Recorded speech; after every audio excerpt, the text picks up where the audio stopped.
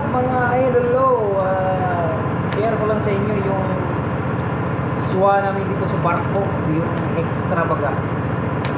SWA is meaning in SWA sa special remittance. Hindi special remittance, special work allowance.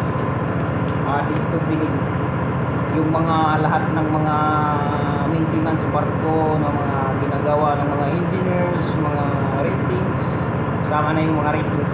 Binabayaran talaga pala kami ng extra. Pero hindi naman siya kalakihan, hindi rin maliit. At least kahit paano is mayroong extra allowances.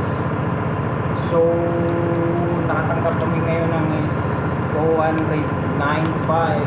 Tapos, nakatanggap ako ng 200, hindi pala, $60 dito. $60 mga amigo. Malaking bagay ito para sa akin as a rating dito sa barko. Nabigyan ako ng ganito na kalaki.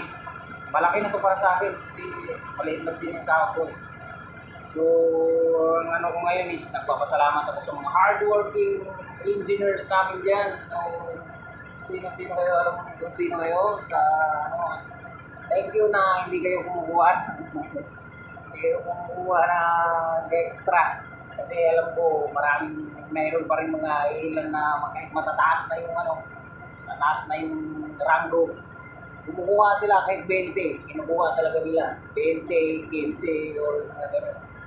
Pero wala na tayong magawa dun kasi ano yan nila eh, attitude na lang ng tao yun, hindi mo natin mapigilan dun kasi pag wala ka naman na sabihan mo na huwag kayong gumawa, magagalit rin naman yun kasi mas mataas yun. Pauwiin tayo hindi oras pag mga ganun. Halimbawa, makarinig sila ng hindi maganda para sa kanila. So, isa lang sasabi ko, napakalaking bagay talaga guys. Sabihin mo na $60 lang to, 60 lang. Pero para namin mga ratings, napakalaking bagay ito kasi hindi na namin kunin nung hindi na kami magbawa sa sahod namin ng board kasi kailangan din namin bumili ng internet. Lalo na pag dumidikit kami sa proyekto, gusto namin ng magagandang tawag ng signal sa AIS. So malaking bagay. So sa lahat ng mga engineer ko dyan, saludo ako sa inyo. Hindi kayo kumukuha. Sana lahat ng mga engineer is hindi sila kumukuha. Kasi mayroon pa rin talaga kumukuha. Kahit paano, mayroon pa rin talaga kumukuha.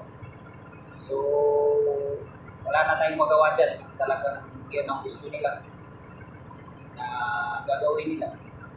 Kasi nga, kanya-kanya naman tayo prinsipyo. So, yun lang. Malaking salamat sa kanila, sa mga hardworking engineers ko. Bigyan kayo ng magandang lakas ng pangatawan at saka gabayan kayo lagi ng may kapalit. At saka ingat kayo lagi sa work nyo. Saan na kayo magpunta ako patapos na rin yung tapos na rin ako yung kontrata ko ngayon, isang bridge na lang. So, kahit di man tayo magkasama, sana pag magkasama tayo ulit, kita ulit next time. So, God bless sa inyong lahat at pagpatuloy nyo lang yung magandang pakikitungan nyo sa kapwa nyo, lalo sa aming mga ratings. Saludo ako sa inyo. Thank you ng marami.